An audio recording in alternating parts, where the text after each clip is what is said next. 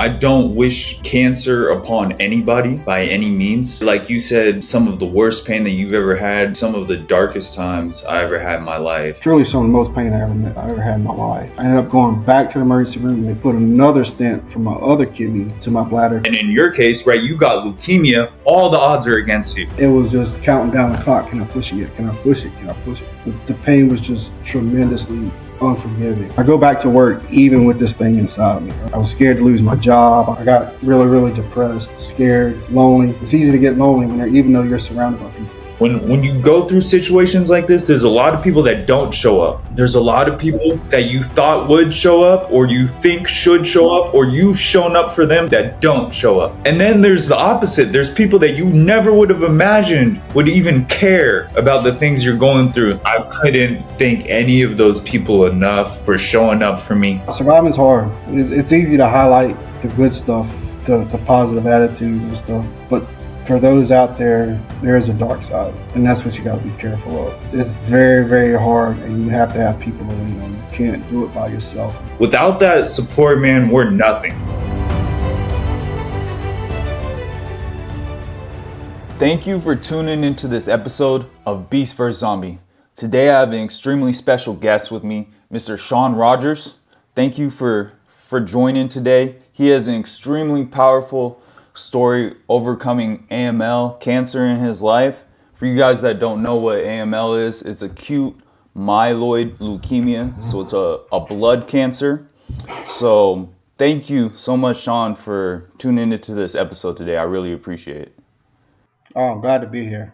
I'm excited to share, let everybody know what it's going through and what could come out of it. Yeah, awesome. Big Saints fan. I love to see the spirit. So we're going to get this started. The first question I want to ask you is, what kind of advice would you give to somebody going through any kind of challenge in their life? Share it. Don't hold it all in, right? Use resources around you. Use the people around you. Even strangers can become resources. People like to hear, and I like to talk. So that got me through a lot. Being able to share it and get all those feelings out and not hold them in. Right? And then use that advice from others. You never know what somebody else is going through. And then you listen to their stories and take from what they get. That's awesome. And that's 100% why we do the podcast, to share stories like yours, to not only bring awareness to challenges in life, but also that you can overcome those challenges in your life. So who are some of the people that you shared your story to first? Oh man, there was a guy, his name was Justin Weeks. He was a big inspiration for me. He was a state trooper, kind of got into the social media life and became one of the most positive people in my life at that time, in that moment. So it was him that helped me get through a lot. The other people was, of course, my family. I had 6 children, a loving wife. We had just got together, and those really got me through it. And then, like I said, strangers I met in the hospital, going through things and sharing was and getting their stories was the big part. Right, because you got a bone marrow transplant, right? Yeah, I got a allogeneic stem cell transplant from an unrelated donor. So this was all in 2019 whenever it happened. 2019. So there's an auto and then an allogenic stem cell transplant. I believe the auto is like, I give myself my own cells. So I've done both. So okay. The first transplant I did, I gave myself my own cells. And then the allogenic is somebody else's cells. Like somebody else collects their cells. That's awesome. So you had you just put your blood in a database and you got a match? Bro, this was one of a lot of the miracles that happened in my journey. What I had was truly unheard of, is what they told me. So I had over, I guess, the BeastvsZombie.com is where they look for a lot of matches, and they go for like a 10 out of 10. Um, when I come back, I had over 30,000 possible matches. That was 10 out of 10, which which I got friends that didn't have any, right? That didn't make it through this journey. And to have that was truly remarkable. So they were able to go further, deeper into the DNA to find an even better match for me than just a 10 out of 10. So, so that was one of the miraculous things in the journey. That's insane because, so like I said, originally I did the auto transplant, right? So like I gave myself my own cells and it didn't work. It didn't work. I came out on the other side of that transplant. I still had some traces of cancer. I did some other treatments and got into remission for about 3 years and then had a reoccurrence. The second time, again, I never have had a full match, but 4 years later, this is about 2021, I believe. I was able to do now half and quarter matches. It Right. was there was research that I could do a half or a quarter match, and so I currently my dad was my host. He was a half match, and he was the best candidate to be able to donate his cells, and it worked. And so that's Awesome. insane that you had over 30,000 matches. Yes. I was one of those people that would never have anything like that. So that is, did they explain any reason why that could have possibly happened? Uh, to say it in her words, it was like I'm the original Anglo-Saxon of the world, right? So I have the most in common with genetics throughout the world, I guess, or throughout that thing, I guess. It's harder for people of other races or other ethnicities that are even mixed races. Like my children are mixed, so the possibility of them having matches are slim, right? If something was to ever happen. Um, so yeah, or just I guess just the original Anglo-Saxon man, and just fortunate and God blessed. Yes. Yeah, and that's me, right? Like I'm mixed. Like my mother is Korean and then my dad is African American, right? So I'm a Right. mixture of all I'm a mixture from all over the world, on my ancestry DNA or whatever you look at. Right. I have DNA that goes back all through kind of West Africa and then all through is very centered in East Asia. So Yeah. that's right, exactly. It's very hard to get that mix to find an exact match, which was my case. And so you had AML, right? Acute myeloid leukemia. How did you find out that you have leukemia, that you had a blood cancer? Wow, bro, this is a story. So 2019 October, we just moved to Colorado. I work in the construction industry, so I work all over the world. I mean, all over the United States. Um, we had just moved up there in October. We've been up there for 3 months, and I started feeling winded. But being in Colorado around Denver, I was a smoker at the time. I drank. I just thought I was out of shape, and I attributed it to like altitude sickness or being mile high up and everything. Well, then out of nowhere, I started having trouble uh, with my bladder, and thought it was my prostate, and having trouble going to the bathroom. And December 26th, it got really, really bad, and I ended up having to go to the emergency room. And whenever I went, it was they put a camera, they set the camera up my bladder into my, and said it was really, really dirty. They couldn't see nothing, so they put a stent from one kidney to my bladder, and then they put a catheter in me, and they said, "Okay, we'll go home, and if it and 8 days later, come back, meet me, and we'll pull it out and see how it goes." Well, did it 8 days later, got it out. It didn't work. Ended up going back to the emergency room. Same issue. I couldn't use the bathroom. I don't know if you ever saw the Green Mile where the guy was having a really hard time screaming, crying, trying to use the bathroom. That was me, leaning on the walls and everything. And it truly some of the most pain I ever had in my life. And I ended up going back to the emergency room, and they put another stent from my other kidney to my bladder. This time I was getting, I think, the hydronephrosis, where your kidneys are dying off and everything. And my bladder was inflamed. My everything was going bad in that direction. Um, so I just joined the company, right? Just moved there, 3 months. Insurance just kicked in on the first. So I started getting sick on the 26th, so right before my insurance kicked in.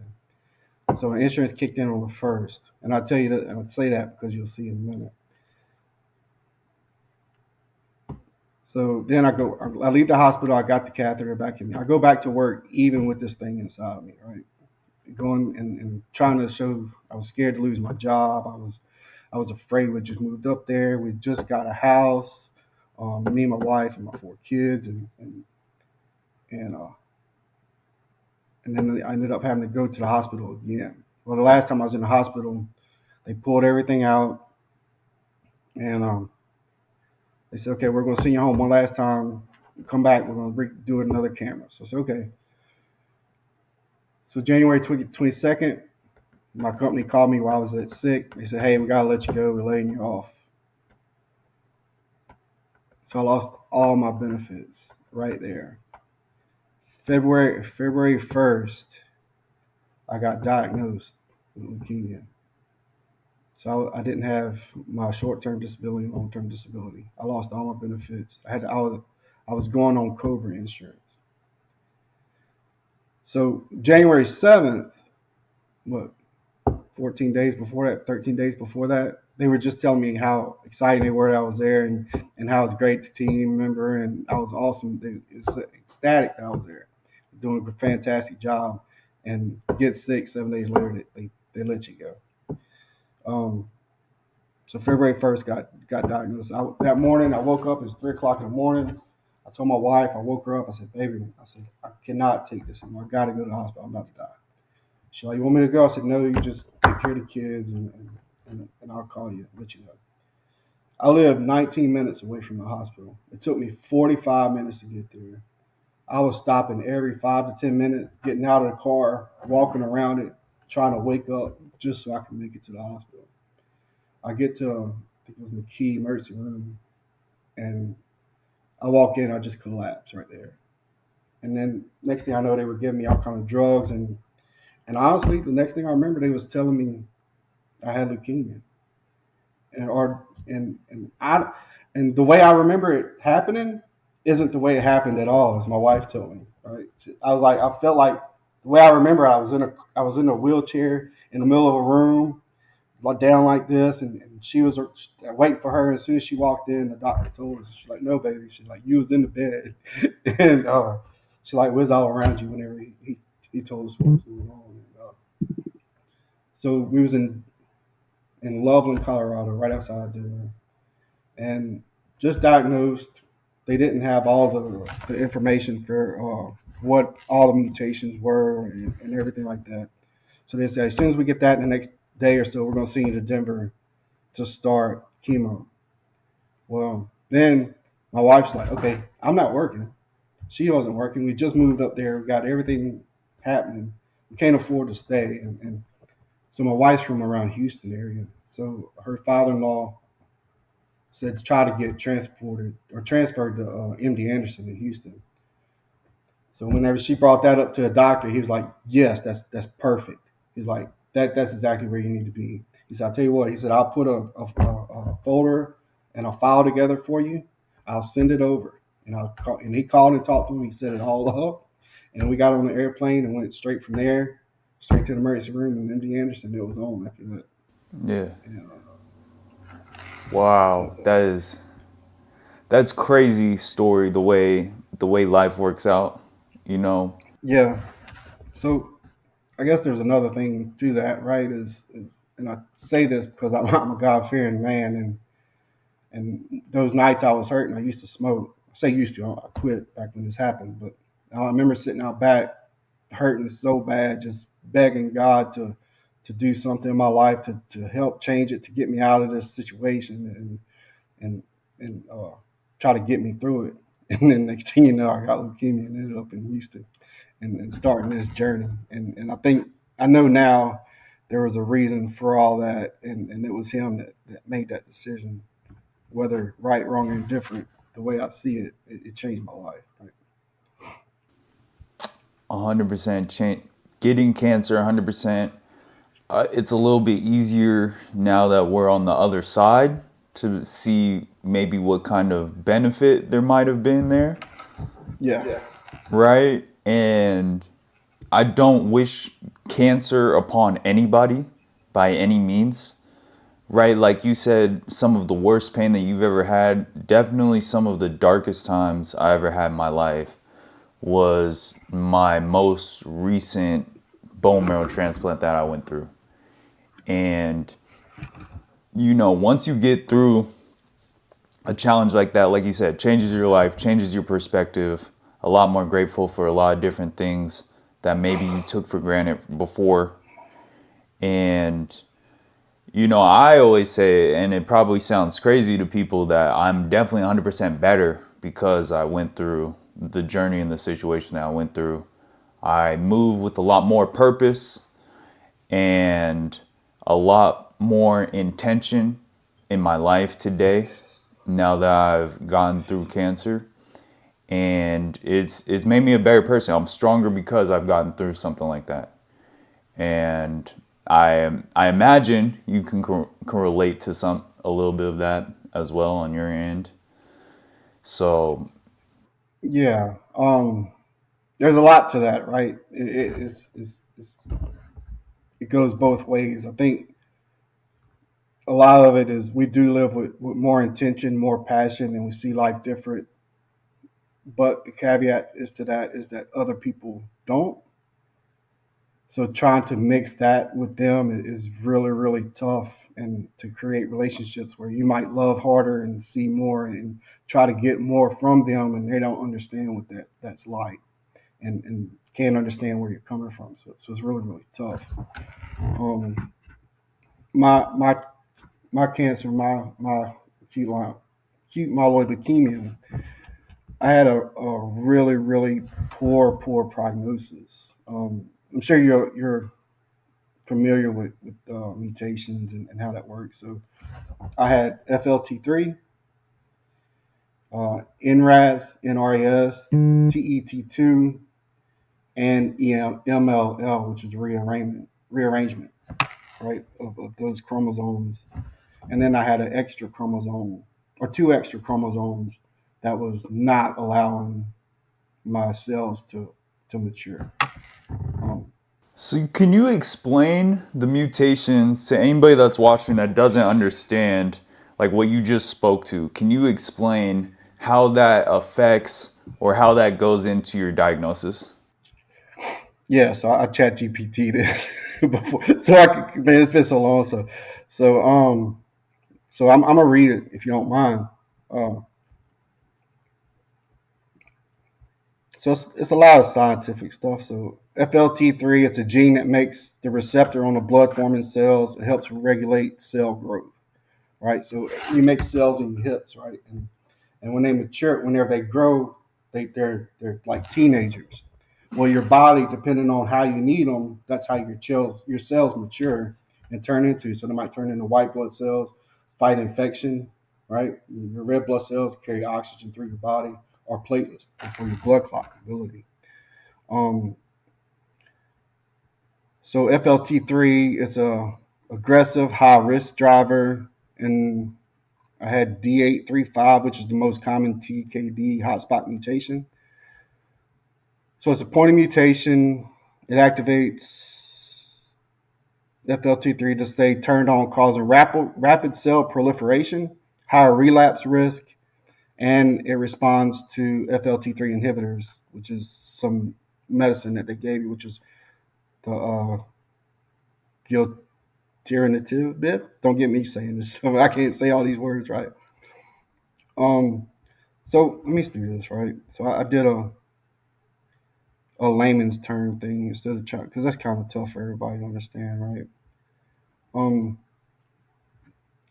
so high risk complex leukemia genetics, because it includes the MML, FLT3, NRAS, T22, and multiple chromosome gains, it typically implies that fast proliferation, higher relapse risk, and need for aggressive targeted treatment. often treated with inhibitors, intensive chemotherapy, and stem cell transplant. Um,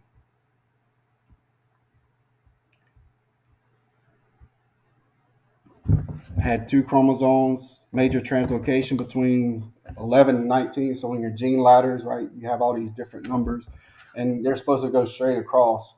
Well, when you start mutating out of nowhere, it starts talking to other genes, and then it won't let your body, your DNA, do what it's supposed to do. So it's broken at that point, Right. and uh, and then your genetics difficult to treat. Um, yeah, it's a lot to that.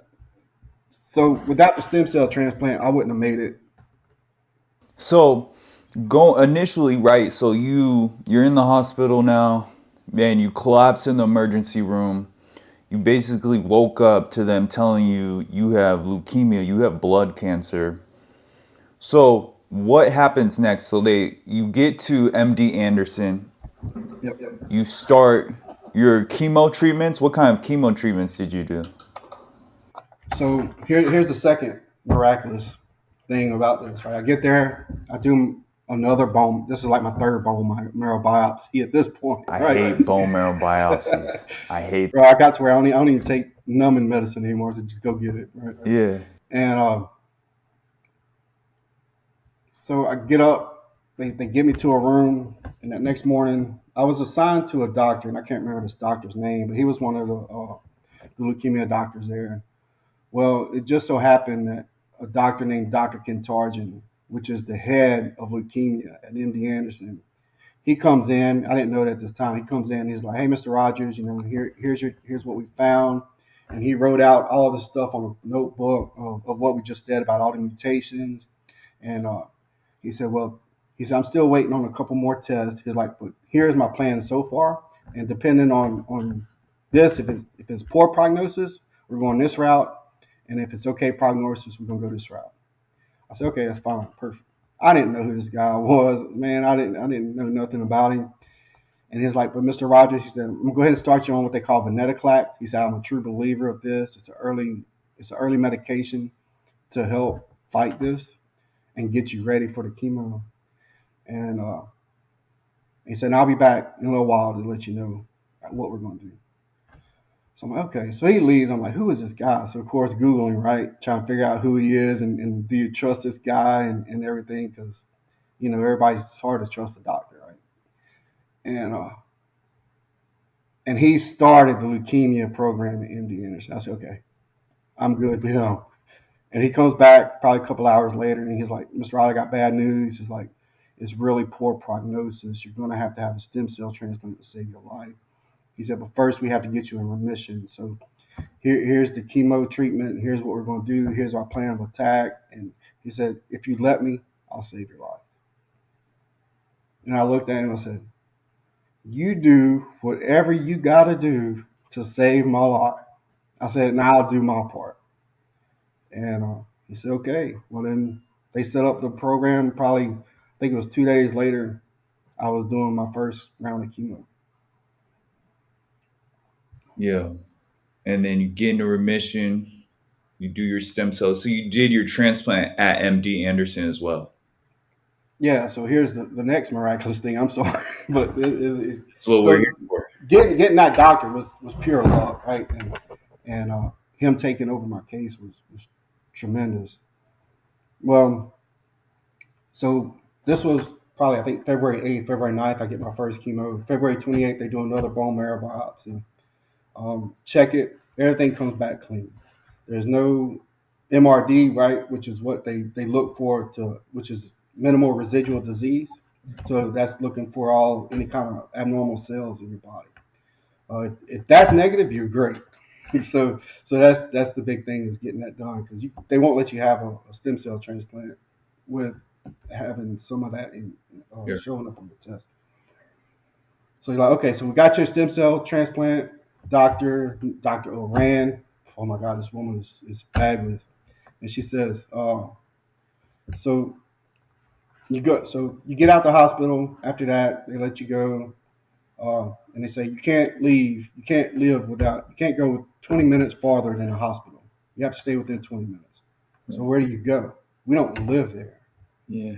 So during this whole 30 days while I was in the hospital, 45 days, we ended up, my cousin ended up, hey, I got a camper you can borrow. We're going to set it up. And they set it up in this campground next to us.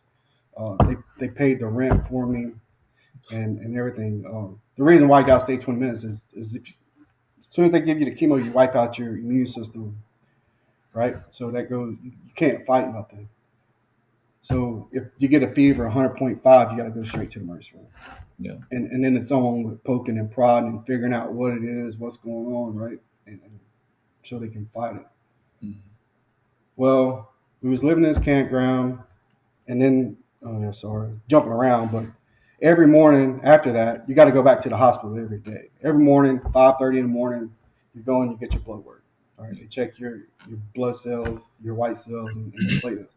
And normally, for me, I was either getting a blood transfusion or getting, what was it, platelets. Like some platelets, yes. So either one or two of those, I was always getting them. I had so many blood transfusion and platelet transfusions, it was crazy. Right. And then you end up being there from 5:30 in the morning all the way till 9 o'clock at night before you get out. By the time you get a room, you get ready, you get that, right? And then so during that, they ended up meeting my stem cell transplant doctor, and she's like, "Hey, great, this is what we're going to do. This is our plan. We're going to get you. Here's our." She laid out all the steps and everything for preconditioning, right? And then your day minus 15, then you work down to day 0, and then plus. And she worked it out, stepped it out. How's it going to look? I'm like, okay, great. Well, then you got to go through testing to see if your body can handle it, because it's probably the worst chemo you can possibly have, I think. Yes. And so I didn't have any symptoms. Other than I felt like crap from the chemo. They caught a little spot on my lung. So the internal medicine, he's like, hey, let me check this out. Come to find out it's fungal pneumonia. Yeah. I didn't know there was different types of pneumonia. You get pneumonia, they give you an antibiotic. Well, this is antifungal. Well, you get it from spores, from mold, or from plants, or from moss, or anything like that. Just so happened the campground we was living in was changing out the moss and everything in the plants all around. I didn't know nothing about it, right? And so they ended up catching it. And my stem cell transplant doctor, Dr. Rand, she's like, Shawn, this is divine intervention. This is saving your life. Because if you would have went through, you wouldn't have made it. Wow. And I was like, holy crap, there's another miracle. Yes. And so they ended up, and it takes 8 weeks to get over that. So they postponed it from April to, I ended up having it in June. And during that time, I was having to get monthly chemo every day at the doctor, every day getting platelets, getting blood, or whatever it looked like that day. Yeah. And then finally got to June, and I was able to get it. Man, you get pneumonia. You have cancer already. You get this crazy kind of pneumonia. Thank God they find it. Another miracle. Man, your story is intense. So then you're doing your bone marrow transplant. You're on your negative days. You get in the hospital. What was that experience like for you going through? Bro, that was so scary, man. Yes. So emotional because you don't know what's going to happen. You don't know how you're going to react to all this stuff.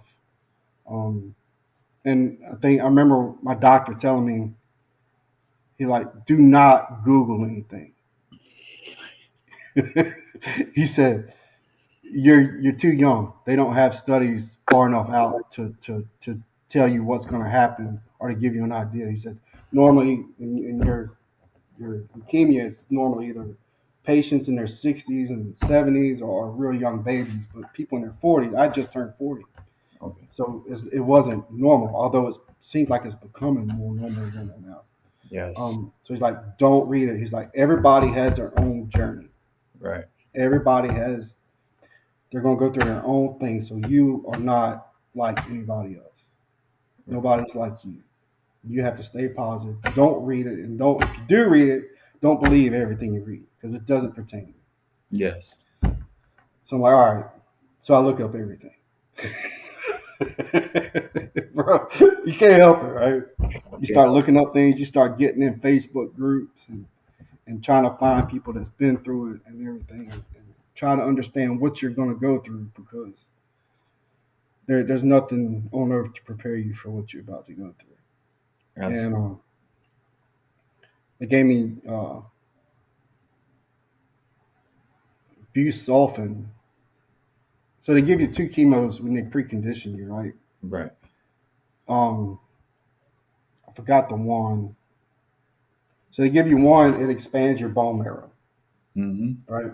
And then the next one travels through all your bone marrow, all your spaces, and clears out every cell making ability you can. So you don't make anything. You don't make white cells, red cells, or platelets through this process. They can't detect any cells. Right. So you know that you hear stories of people not making it. 15 minutes. You got 15. So your bone marrow, as soon as they give you the blood, the cells, you got 15 minutes. If you make it past that 15 minutes, then you gotta go another 30 days. Then you gotta go 100 days. Right? It's all these marks trying to get through to survive this thing. So you're reading all this, and you're in your day minus 10 or whatever. You start getting the stuff, and you know, oh, it's not too bad, right? I didn't feel too bad. I felt normal. It wasn't hurting me or anything. Well,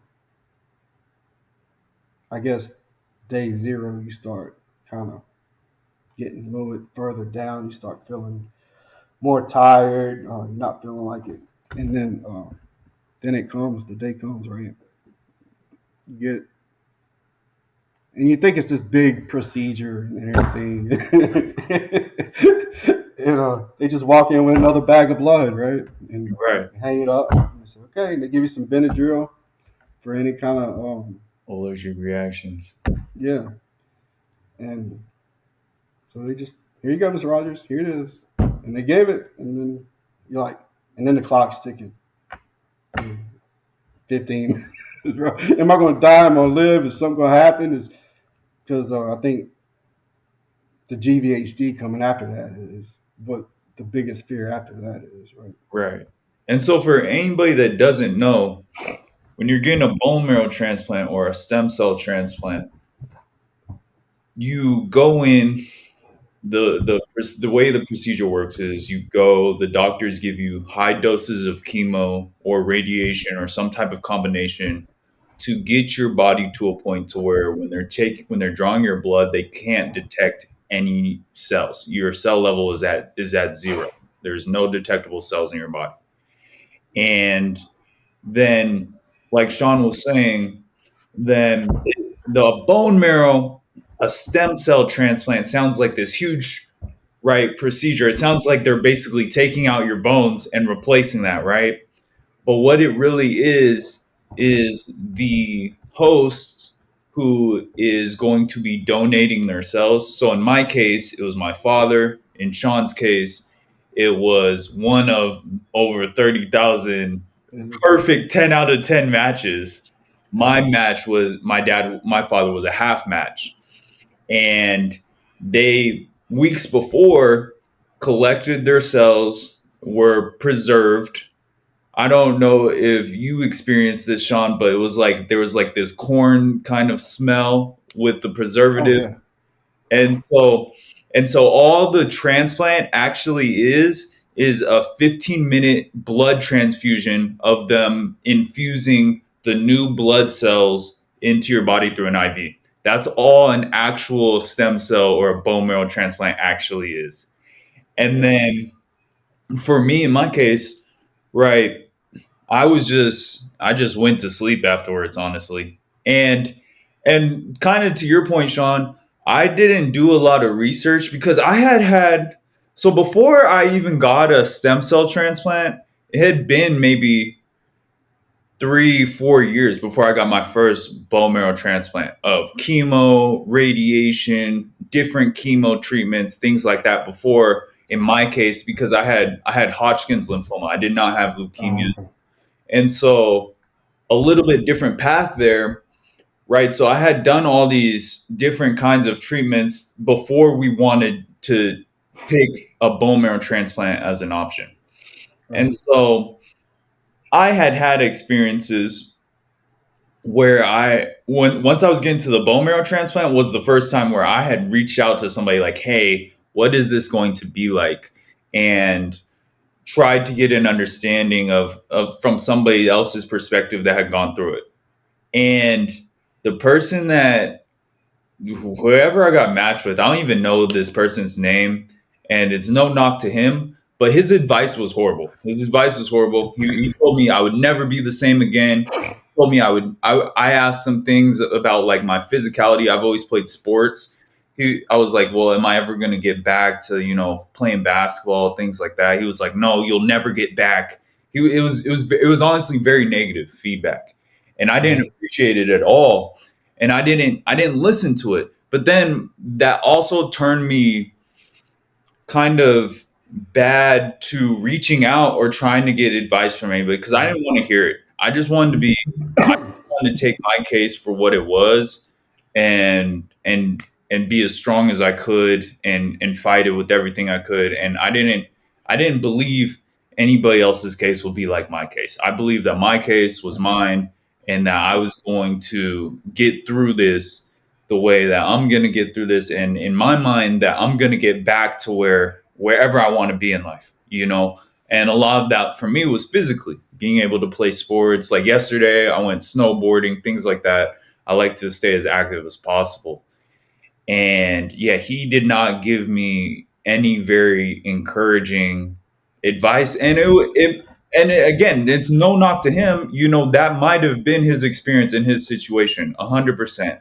And I'm not saying that anybody else's experience is right or wrong, but I just after that I didn't take anybody else's advice. I didn't listen to anybody. I just did what my doctors told me to do and just stayed extremely positive and fought as hard as I could to get back to where I'm at today.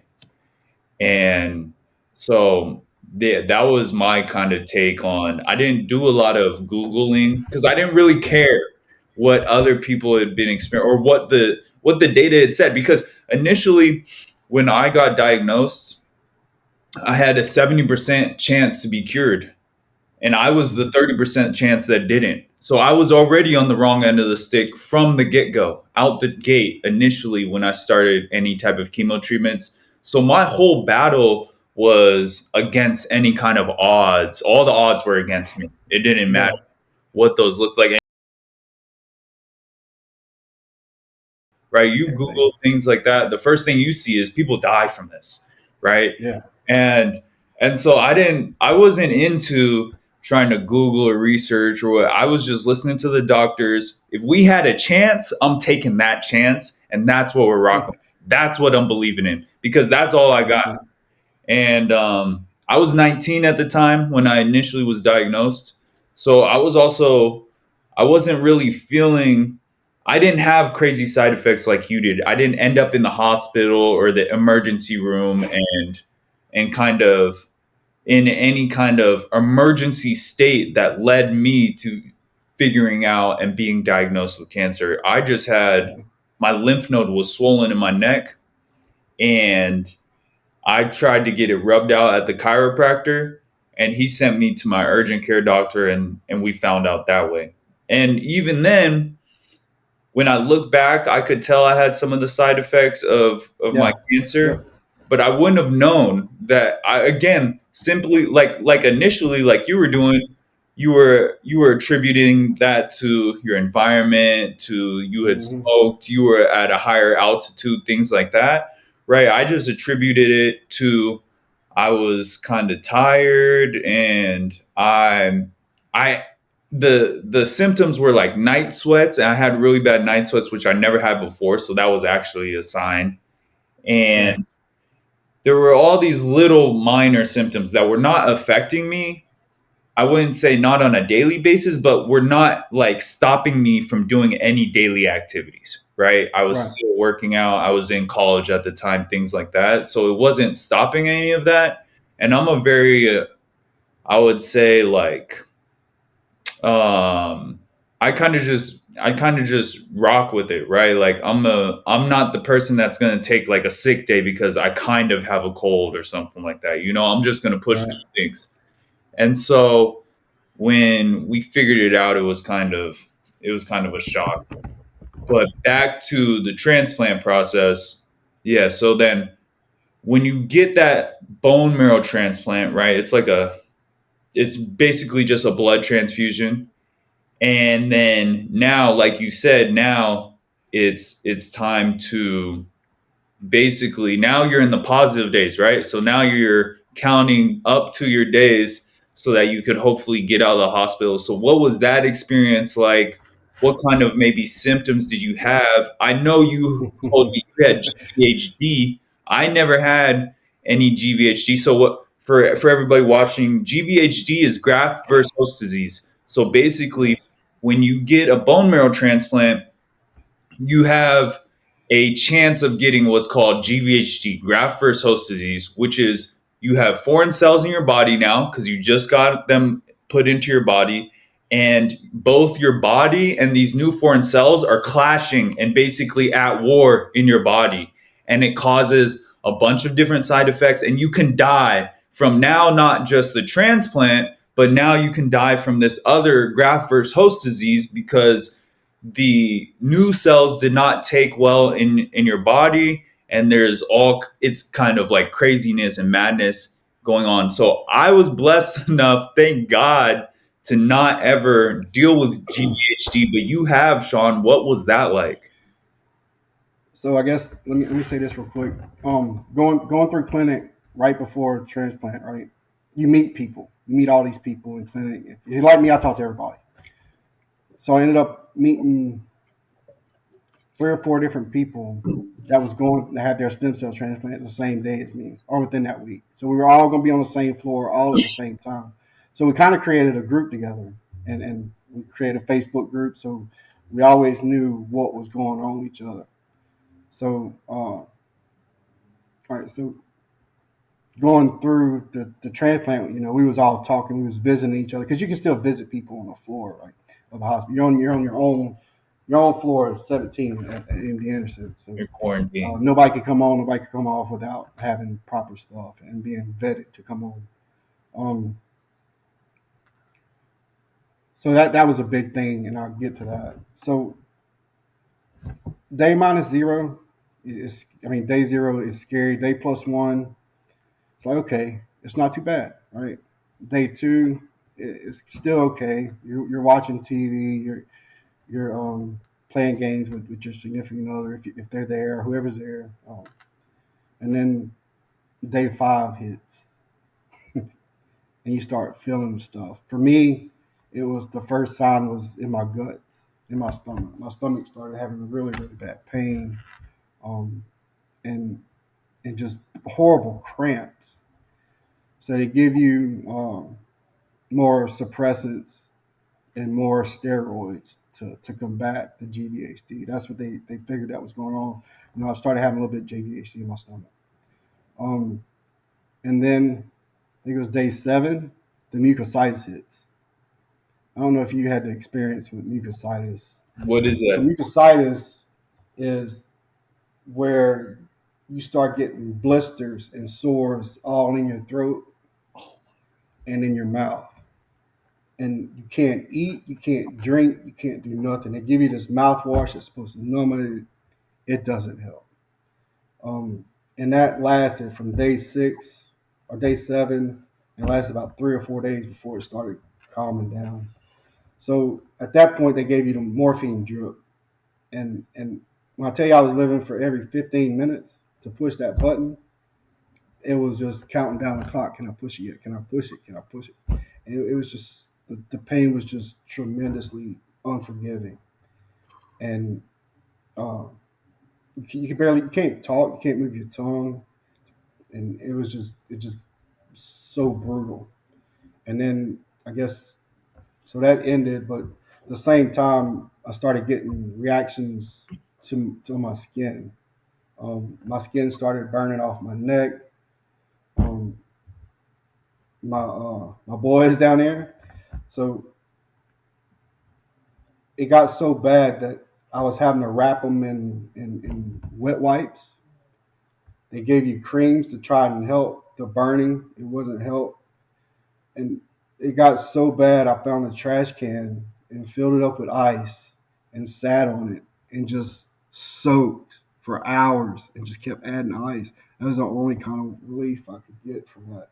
And the morphine wouldn't even touch it, I had some type of, I had great, so bro. the second transplant, I had crazy burning. It was in my hands and my feet. All the skin on Yes. my hands and all the skin on my feet all peeled off. On Yes. my fingernails, my toenails, all of it. It was like, yeah, it was intense burning. I was wearing ice packs on my hands and feet. It wasn't, yes, I Absolutely. experienced that. That was crazy. Yeah. That was. It's hard to even talk about it nowadays, but you push through, right? Because you ain't got nothing but time and in the bed and you're pushing medicine. They give you a little bit more to help go to sleep and try to sleep through it all. Yeah. Um, but at the same time, I'm texting my buddy downstairs or down the hallway. How are you doing, Mark? Hey, Mark, how you doing, buddy? Are you making it? You're good. And then I think it's scary if you don't hear back, right? Like, oh my God, what happened? Something happened. Why didn't you text me back? And then you texting everybody else. How are y'all doing? Everybody okay? And then I guess probably about day 20, you start coming out of a lot of that. And then you start, they're making you get up and walk around. Um, so we had our walk. So I had my walking buddies. I'd walk to his room. We'd go play dominoes, or Yeah. we'd sit in there and hang out and just build each other's spirits up. Um, you try to walk. I think it was 8 laps was like a mile, right? And Yep. so you try to get how many ever laps, and every time you made a lap, every time you made a mile, you got a prize, like a bandana to wrap on your pole, on your IV pole, Yeah, so that's you cool. can show you're walking. It's like kind of like a gratitude thing, Yeah. show off. Hey, I'm walking, doing my steps, and so that's extremely important, right? Is building your legs up, building your walking, and building that strength. And, they say you survive in your thighs. You Yeah. know, those muscles are critical. You lose all your muscle laying down in that bed waiting for so long and Yeah. everything. I got down to 130 pounds, and I was a 220 gal. So Dang. Yeah, I was probably around 160. I'm usually around 160, 170, and I got down to 130. And that's I'm not like a I'm not like a hefty guy in general anyway. So all of that was all my muscles, right? yeah, That I lost there. I look at pictures now of when I had just got out of the hospital and I'm bald and uh, skinny and trying to get back. I remember walking, like you said. So when I first get in the hospital, I'm doing like lunges. I'm trying to like prepare. I'm in good shape. Like yeah, I probably look crazy because I'm around all these leukemia patients. They're probably looking at me like, why is he here? And then you get the transplant. And then like I like to walk.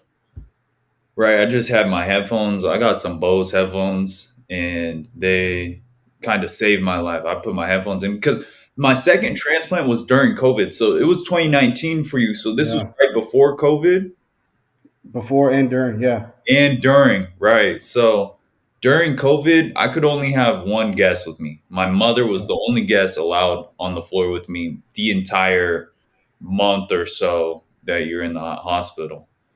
And so I spent a lot of time in my headphones. We also had like a stationary bike that I would sit on as yep, well. So I would sit on the stationary bike and just kind of jam out. The transplant I had before COVID, all my friends and family, as long as they, were clean, they could come and visit me. And so that was a lot yeah, easier of a kind of support from a support standpoint. I could have my friends bring me food and come play, like you said, come play games with me and things like that. The second time, it's just my mom and I just thugging it out, and it was a lot more. That was probably a lot more tough mentally. I kind of went a little stir crazy by the end of that yes, second transplant because you're just in there, like you said, all you got is time. All you got is time. right, I'm If watching it all. wasn't for those friends, I'd have went nuts. And my wife, man, my wife was a trooper through this whole thing. We had only been married 5 years. I mean, we had only been together 5 years at this time, and it was a test for us to get through it. And when I tell you that woman stayed strong through everything and brought me through it, that was miraculous to have that with her and her family as well.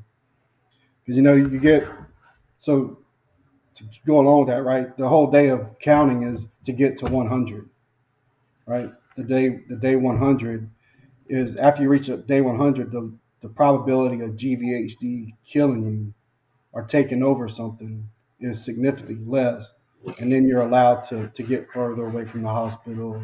Kind of go if you're from out of town, you get to go back to your doctors back home sometimes, or everything. But so and we didn't have nowhere to go, right? Because we had just moved to Colorado. We didn't have a house back home, and her family was from Port Arthur. And I'm gonna get emotional over this because her family is like, right, is so amazing people. Um, Her mom had a rental house that they gutted, remodeled, and redone just to create an environment, and then they let me, her. At this time, I had my three kids living with us, and well, it's our two girls and my stepson, and we was all living in this small little house that her mom gave to us, and was letting us survive there and try to go through everything. And just for everybody that don't know, if whenever you get leukemia or something like this, and you have to go on disability, right? I lost all my short-term, long-term disability with my company when they laid me off. So you have to wait 6 months. You can get approval right then because it's a death problem. I forgot what they call it, but it's so severe that they approve you right then for disability. Well, then it takes 6 months to get any kind of check, Right. and then the checks aren't what you think they're going to be. Yeah. And so relied a lot on her parents giving us that house, and her brother lived across the street and helped us out with everything, and they did everything for us. It was amazing. And then uh, so getting there and doing that really meant a lot, right? That's that's blessed. That's another miracle. That's another Oh miracle no, you had. Man, like I'm getting chills listening to you talk about it because I I don't know what I would do. In my instance, that was my mom. That was my mom. And right, so I live in Las Vegas, Nevada. When I was getting my bone marrow transplants, I went back to Oregon. They actually don't have a capability to do a bone marrow transplant in the state of Nevada. And so my options were to go home where my family was, or the next closest places are in Utah and California here in Nevada. And so I go home. I was in college during the first transplant, but the second transplant, I was in a whole career. So as far as medical for me, I was able to thank God I was with an agency, Disruptive Advertising. Thank God they were able to really work with me. I had just gotten to a point where I was finally like in a career making money, like saving up for some goals that I had, right? And then I got cancer again. This was a this was 3 years after I had beat cancer before. And the agency I worked with was working with me. I communicated with them that I'm getting a bone marrow transplant. And then I go through it. I get that time off. I come back. They when I come back, they lay me off.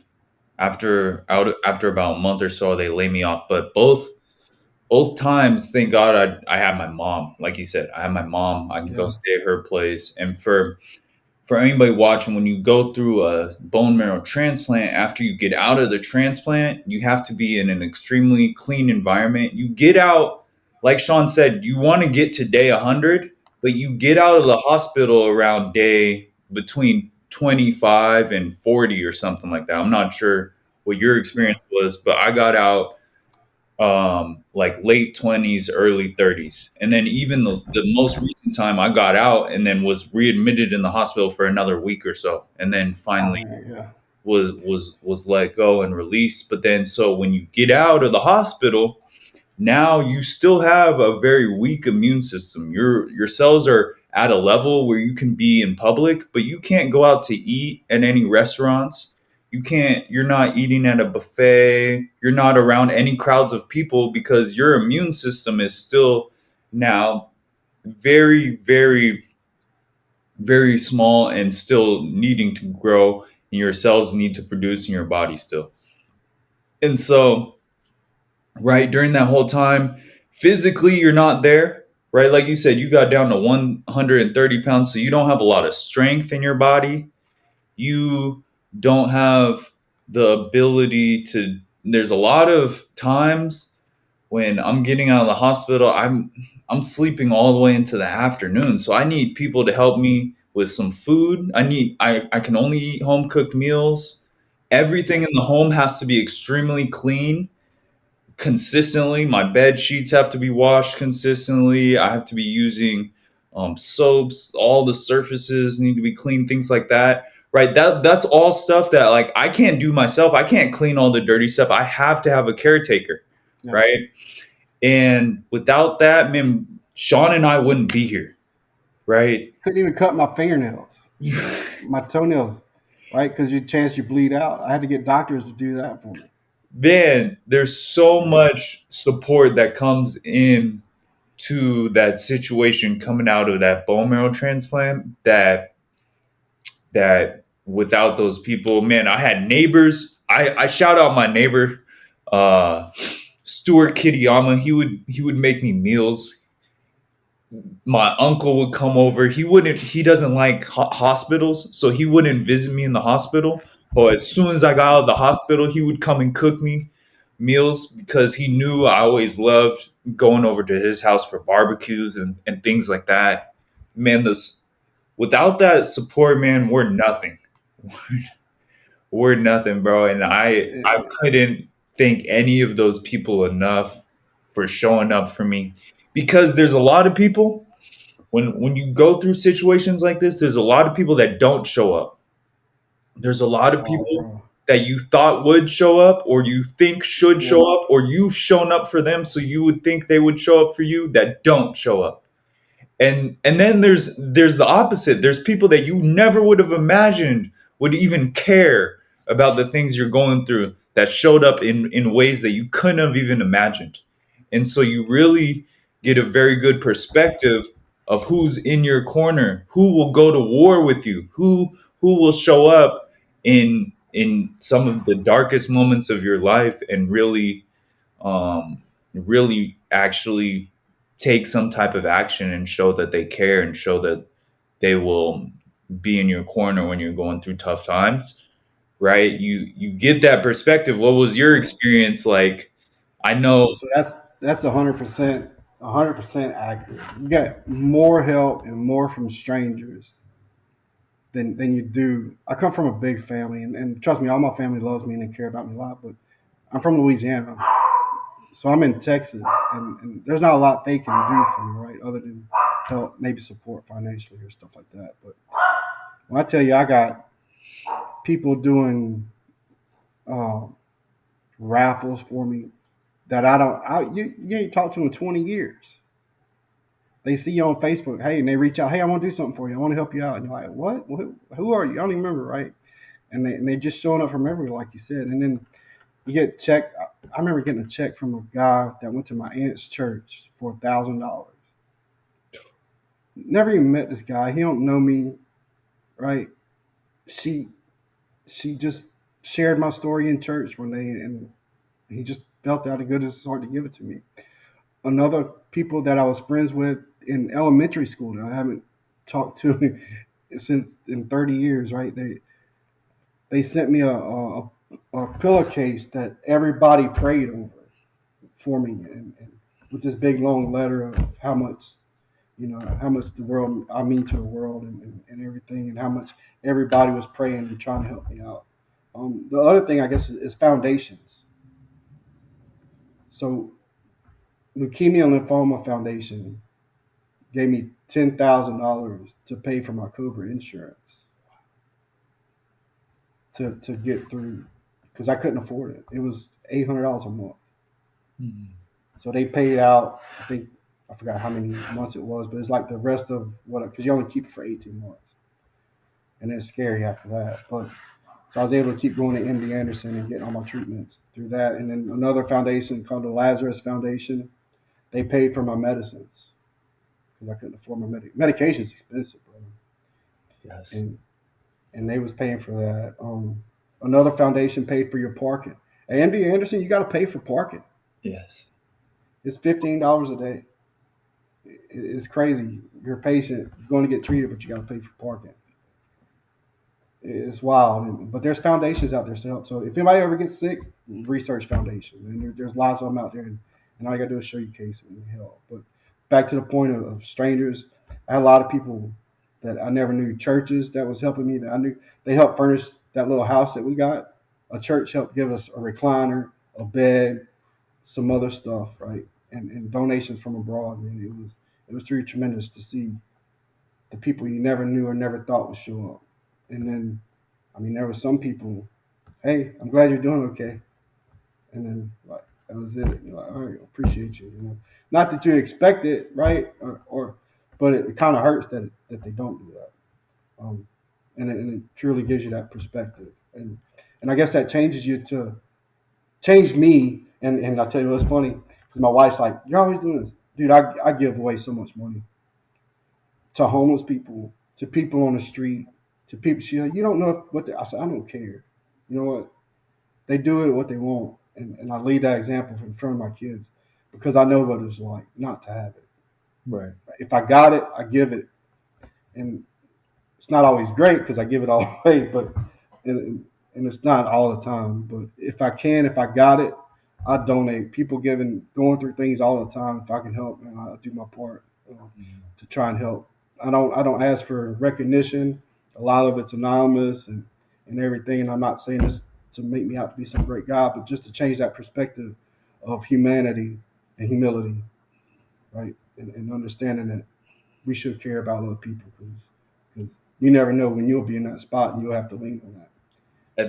And that's the power of people and community, like you said, and that's what people, right? We all share this place, right? And there's more than enough to go around for everybody. We live in a Yes. world full of resources that provide more than enough for everybody. And there's no reason why other people should be, how do you say it, should be cut off from that just because of circumstances or events that, or maybe even mistakes and wrong decisions that they've made in their lives. We all make mistakes. We all have made the wrong decisions before, right? And Right. you, like you said, you never know what somebody's going through. You never know their story or how they got to where they're at now, or what that meant, or how that became. And it's important to be able to have empathy for everybody in this world because we're all just humans. We're all at the end of the day, we all have a soul. We're just humans, and we just want to live life happy, and we want to Yeah. feel appreciated and feel love. We all have these same human emotions, right? And so, yeah, I totally agree that you should we're blessed to be in a position that we can give anything back, right? How could I be in a situation of abundance, right, where I have all of these material things outside, all my basic needs are met now, right? Like I have a Mhm. roof over my head, I can feed myself, I have a closet full of clothes, right? I can pay money and travel and go do anything I want in this life, right? The least I could do is take some of this overflowing abundance and blessings in my life and share that with people, and give some of that away to people that are less fortunate for whatever reason that is, right? And that's a big reason as well why I do this podcast. If you go check out BeastvsZombie.com, you can get merchandise like this, right? Yes. And 10% of all proceeds goes to cancer research, cancer awareness foundations that helped Shawn pay for his parking and his medical bills, because at the time he was in a situation where he needed to survive. He needed to save his life, right? And it's only right that we can come together in the world. Like I said, there's enough for everybody to be able to have. There's so much technology and resources in the world. Everybody should be able to have access to that, to live a long life and share that with the people they care for, and do the things they want in life. You know what I'm saying? So, man, your So story is incredible. It's just you miracle got. on top of miracle on top of miracle. So I'll It's in tell you something funny. You're talking about giving. So you go to the hospital to get checkups, right? You never know what you're going to find when you go there. So you try to keep a bag with you at all times. Well, the time I went to the hospital, I didn't have a bag. And I went and saw my doctor. She's like, you need to go to the emergency room now. I'm like, what? Why do I got to go? She's like, you need to go. We need to check this out. So I go to the emergency room and they admit me. Didn't have clothes, right? And I posted online, Facebook, that hey, just got admitted to the hospital. Well, a buddy of mine, Charlie Patterson, he was going. He didn't. He's no longer with us. Bless his heart. Bless his family. He didn't make it, but he he texted me. He's like, "Where you at? What room? What floor?" So I told him. He's like, "All right, good." He said, "I'm here. We'll catch up in a little while." And he's like, you know, he's like, "You got everything you need?" I was like, "Man, I don't have no clothes. I don't have nothing." Well, about 10 minutes later, his wife come knocking on the door, brought me a pair of shorts, some underwear, and a T-shirt. And how is that, right? How crazy is that you're in the hospital at the same time as your bud, a guy you know, and they give you clothes off their back right. to help you out. Yeah. And it's just that story sticks with me of his givingness. Charlie was a great guy. He he I think it was his stem cell transplant came from umbilical cord cells. They used that to try and help him out. And, it didn't take, and he ended up fighting really hard, but he didn't make it through. Um, I have a lot of friends that didn't. Now, I don't want to get down this path, but talk about GVHD. I think I missed a lot of that. So I got it in my guts. I got it in my eyes. I had to get my tear ducts zapped, electrocuted, closed, so it could form like bathtub in my eyes to keep my eyes dry. My mouth, I don't make saliva like I'm supposed to. I ended up getting it in my bladder. Ended up getting BK virus, but and I even got some in my lungs. Wow. So you go on steroids for so long to try and suppress it and fight it, then your body stops making. So now I'm adrenal insufficient. My adrenal glands don't work, so I have to be on steroids for the rest of my life for that. Wow. So I don't make cortisol, so fight or flight don't work. So I have to stay low key, non-stressed out, right, and everything like that. But I made it, and there's people that didn't. And probably the worst story that I know, just to put this in perspective for people out there. Um, a friend of mine, I'm not gonna say her name, but she ended up getting GVHD in her lungs and it attacked her lungs. She ended up needing a double lung transplant.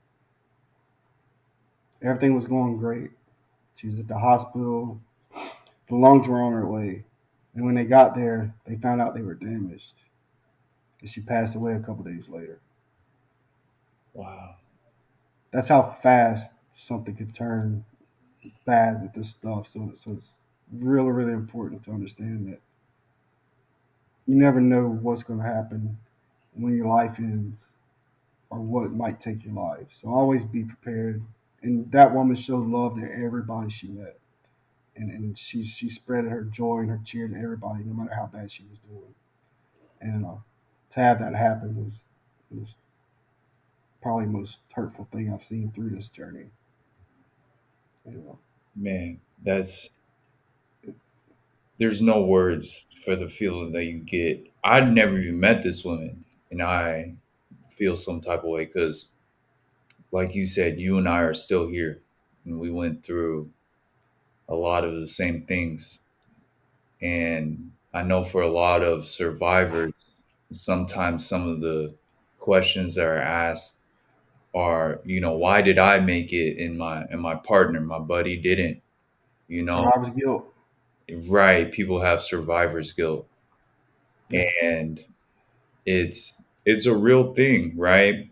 And it's not, I kind of leave it to a higher power, right? yeah, And my faith, and just thankful that I have a purpose here, and a lot of the reason why I do the things I do with the podcast and share people's stories like yours is to bring awareness to whatever we have gone through and the things that we've had in our lives and the challenges we've overcame, but also for the people that have gone through challenges and have not been able to come on the other side. And yeah, it's for all of that, right? It's that I always say everything I do is for the people, right? It's for all the people, all my loved ones, all my family and friends that care about me, right? But then it's also for the people that I don't know that are watching these episodes that are getting inspiration and hope that they can overcome a challenge in their life. It's for the people, it's for all the guests, right? Again, it's for the people that did not make it, right? It's just for the people, right? I did a podcast episode yesterday. We were talking, and I termed it like this: we're dealers of hope, right? yeah, I'm bringing hope to this world, to the masses, so that people can show up for themselves, believe in themselves, know that there is good people. There are foundations that are helping. There is positivity in the world, and to not give up on themselves, to not give up on other people and the goodness, and do not let negative experiences that they've dealt with get them out of character or change their morals and beliefs and faith in humanity, right? And how good people can be, and how powerful that a community of good people, or a group, or all it really takes is two good people, and you can make a really big difference in this world. yeah, Two heads is always better than one. And so, yeah, the power of people is amazing. And I really believe and love and care about people in general, right? Even like you said, there's people that you didn't know that came to your aid and brought you some support. That is extremely valuable in this world. And we're, like I've said earlier, is we're all here together. We're all sharing this space in this lifetime. We are just a very small, like minuscule blip in this infinite timeline. And the least we could do is make it a pleasant and loving and caring experience for all the people around us, and do yeah, our parts in that aspect.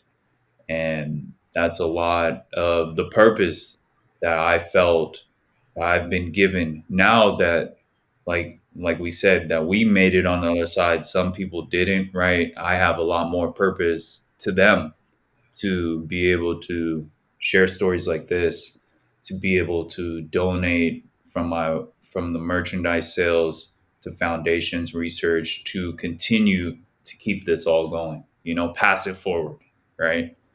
yeah. Um, so Surviving's hard, right? It's the it's easy to highlight the good stuff, the positive attitudes and stuff. But for those out there, there is a dark side, and that's what you got to be careful of. Right? Right. There's it's very very hard, and you have to have people to lean on. You can't do it by yourself, and don't try to do it by yourself.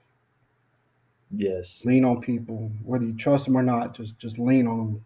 Find the people that you can deal with. That you can. Everybody serves a different purpose, right? This person might be good to talking to. This person might be good to come see you. This person might be good to hang out with. Everybody serves a purpose. Find out what that purpose is for that person for you, and use it. And take it.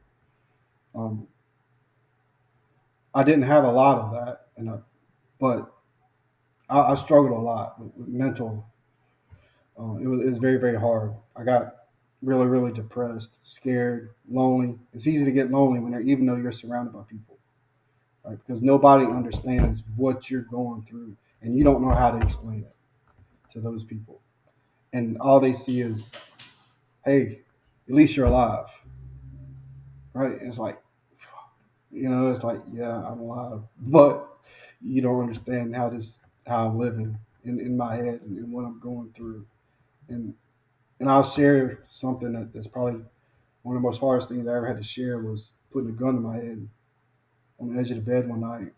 We were just me and my wife was just had a tough time, right? We just had a tough day, and I was hurting. I'm dying. I'm in a bad place, bad dark place in my head, and I'm like, I just got to get out of here. I just got to let it go. And for whatever reason, I didn't.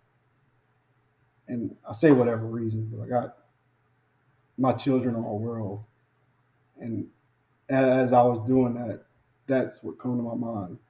What would my kids think? What would they say? How would they feel? It's not what you do for yourself, but it's what you do for others and how you affect others. Don't be that selfish person and take it out and then leave those people to bear that pain, Right. right? Understand that they're going through something with you. You don't see it either because they're trying to be strong for you. And so uh, I'm here for everybody. I gave everybody my phone number, and I'm a veteran, so I know what suicide is. I'm familiar with it, and I'm familiar with how bad that mental capacity can be, and how hurtful and how heavy it can be. So try your best to reach out and talk to somebody. Somebody wants to listen to your story, even though if it's a stranger. Right. Somebody wants to hear it, Right. right? And let that load off of you. Get out of that darkness. Find the positivity. Find your purpose. For me, it was my kids. I had my daughter was uh, 16 at the time or 15. My oldest daughter, she was going to be a homecoming. She homecoming court. So I wanted to walk her across the field. So that was a purpose.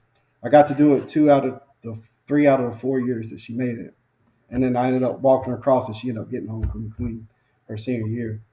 But to be able to use that as a driving force to get me through. Then it was getting her graduation. Then it was my son's graduation. Then it was so many different things you wanted to see and be a part of. And as you make those things, you start growing, and that travel path it gets brighter. I Right. promise you, it gets brighter. It's never always easy, but to tell yourself to come out of it, it's okay to get down. It's okay, right? We all As long as you bring yourself back up. right. Don't stay down. Find a reason to get up. 100%. And when you can find those reasons to outweigh kind of the reasons to not keep going, the excuses, whatever you want to call that, then that's how you keep it going for sure. And man, like you said, it's all about being able to kind of let this thing go and share with others, right? Because they're all going through this journey with you, right? And like you said, they're trying to be strong. The people that are with you, they're trying to be strong and show up for you. And in a lot of ways, they're nervous and scared, and in other ways that you can't imagine, even though you're going through it, right? And Yeah.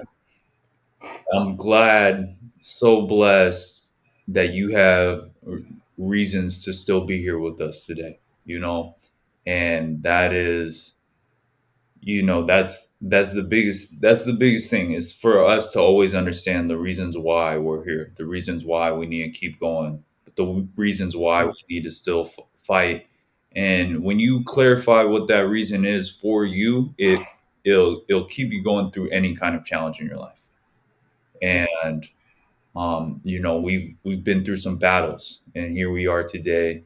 We got some strong reasons to be here. Yeah. So So I pray to be. I used to pray to be blessed, right? But now I pray to be a blessing, yeah, I love that. right? So as long as you're trying to be a blessing to other people, you'll be blessed in return. Exactly. Use your story, use your experiences to give it to other people, and help them out as best you can. It's always about the other person. Right.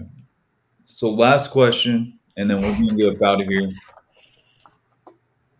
Wow. So the last question is, what is the best advice you've gotten from a mentor, from a coach, from a parent or a family member? What is the best advice that you've ever received from somebody in your life? Oh, sorry. Um, that's tough, man. To say the best advice, I guess there's so many categories. Um, I have a military background, so the only hard day was yesterday, right? So I live like that. Today is not hard. Yesterday was hard. Today we get through it. Right. Um, always push through. Always push forward.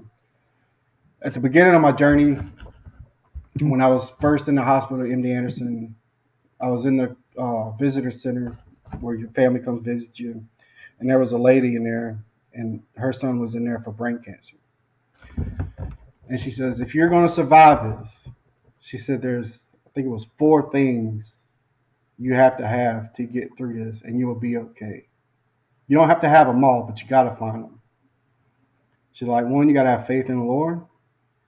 One, you got to have faith in your doctors. You got to have a great support system, and you got to have the will to live. And I had every one of them, Right. and and I'm here. And thinking back to that and going through that moment, and I've kept that the whole way through. Um, just never let go, never quit. Right. Keep going, keep pushing. You can get through it. It's not hard. I mean, it's not easy, but just get through it. Right. Sometimes you got to take it down to the minute. Get through the minute. Get through the hour. Hmm. Get through the 3 hours. Get through the day. You Right. break it down, you get through it, and you'll find out that as long as you're going in the right direction, you can get there. Right. And that's with all challenges in your life. That's Yep, not just with absolutely. cancer. That's all your Yep, challenges. I love that. Have faith in your belief, faith in your doctors, support, and the will to live and to overcome everything that you have going on. 100%. And yep, that's not just something that's something that correlates with every guest that I talk to on these podcasts, and myself as well, as far as overcoming the challenges that we've had with cancer. And this 100% applies to overcoming any kind of challenges in your life, big and small. So that's yep. what that's all we have today for this episode of Beast vs. Zombie. Thank you so much, Shawn. I really appreciate your time today. This was very insightful, very impactful. I think I teared up a couple times talking about For our sure. stories. Man, we've been through some tough things, and here we are on the other side. I just want everybody to see that if Shawn and I can overcome the challenges that we've been speaking about today, you guys can overcome any challenges in your lives, whether that's challenges with your health, challenges with your finances, with your relationships, with work, whatever that looks like. We are all dealing with challenges in our lives, and we all have the ability to be a beast, to overcome these challenges. and get to the other side. So make sure you follow the podcast on all social media platforms. Check us out on Spotify and YouTube. That's where you'll be able to see these full videos like Shawn and I have done here today. Check out the website, BeastvsZombie.com. 10% of everything is donated to cancer awareness, cancer research, foundations that have helped Shawn, research that have helped save our lives. So check that out. Everybody have a good rest of your day. Be a beast. Appreciate you.